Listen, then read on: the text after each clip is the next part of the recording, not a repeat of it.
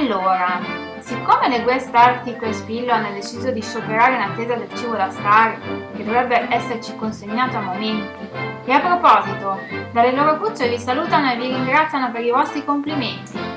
Ma non vi montate la testa, ragazzi? Senti chi parla. Guarda che lo sappiamo che sotto quell'ammasso di capelli si nasconde una parte esaltata. Ma va a fare il video, va, che è meglio. Dicevo, siccome loro non sono disponibili e Re Davide e Paolo hanno perso la corriera interstellare per i viaggi nel tempo, oggi saremo solo io e voi. Mi piacerebbe continuare un attimo il discorso sulle sofferenze iniziate nel video precedente. Siccome era un po' lunghetto non mi sembrava il caso di aggiungere altro, però nella parola di Dio ci sono dei passi che vorrei dedicare soprattutto a chi in questo momento si trova immerso nelle sofferenze. Questi passi si trovano nella seconda lettera ai Corinzi, al capitolo 4, versetti dai 16 al 18. Ed ecco la dritta che ci dà Paolo per affrontare i momenti più difficili. Dice: noi dunque non ci scoraggiamo. Anche se materialmente camminiamo verso la morte, interiormente invece Dio ci dà una vita che si rinnova di giorno in giorno. La nostra attuale sofferenza è poca cosa e ci prepara una vita gloriosa che non ha uguale. E noi concentriamo la nostra attenzione non su quello che vediamo, ma su quello che non vediamo. Infatti, quel che vediamo dura soltanto per breve tempo, mentre ciò che non vediamo dura per sempre. Cosa può aver spinto Paolo, una persona che aveva patito sofferenze psicologiche nonché fisiche, come la lapidazione, la tortura, la fame, la sete, per citarne alcune, ad affermare che la sofferenza è poca cosa? Ma è semplice! È stata la supervista! Sì, la supervista è il superpotere che ci dona la fede. Si indossano gli occhiali di Dio ed ecco che puff, il panorama da grigio diventa un'immensità di colori. Ed ecco che il dolore impallidisce di fronte all'immensità della gioia. Il punto è semplice: il male vuole oscurarci la vista davanti alla verità.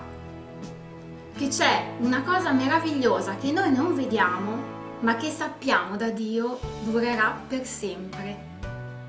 Paolo fa un ragionamento che non fa una piega e che ci coinvolge tutti. Materialmente noi camminiamo verso la morte, non c'è niente da fare. Materialmente noi camminiamo a braccetto con le sofferenze, che come abbiamo visto dallo scorso video non solo ci aiutano a capire chi possiamo essere veramente, ma ci preparano alla vera vita. Quindi il segreto che ci svela Paolo e che serviva per aiutare la gente di allora come noi oggi è sì di vivere la vita che abbiamo, ma senza rimanere abbagliati solamente da ciò che possiamo toccare o vedere, ma invece concentrandoci su ciò che non vediamo, ma che Dio ci dice non ha paragoni con questa vita. Quando soffrivo per il mal di vivere, e ho iniziato prima dai 6 anni di età, quindi direi che ho avuto un po' di esperienza, mi sentivo soffocare dalle sofferenze, mi sentivo soffocare in questo mondo che non accettavo. E quando poi ho dovuto assistere non solo alle malattie, ma alla morte di chi amavo, mi sono sentita persa, svuotata, amputata. Poi però a un certo punto mi ha abbagliato la luce di Dio.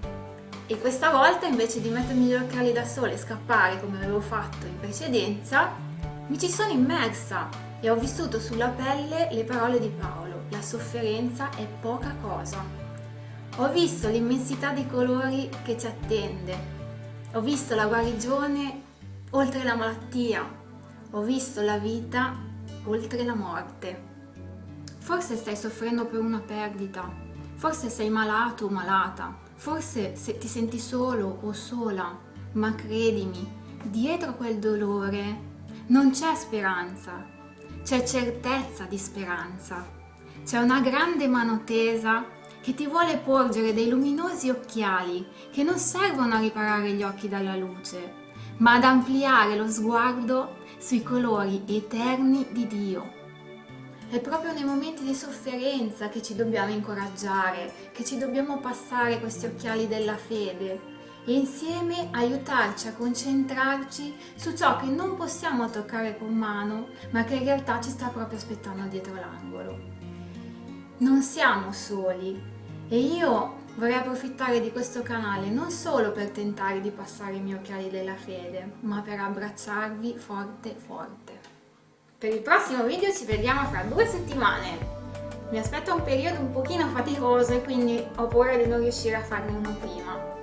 Però spero di ritrovarvi qua al prossimo video.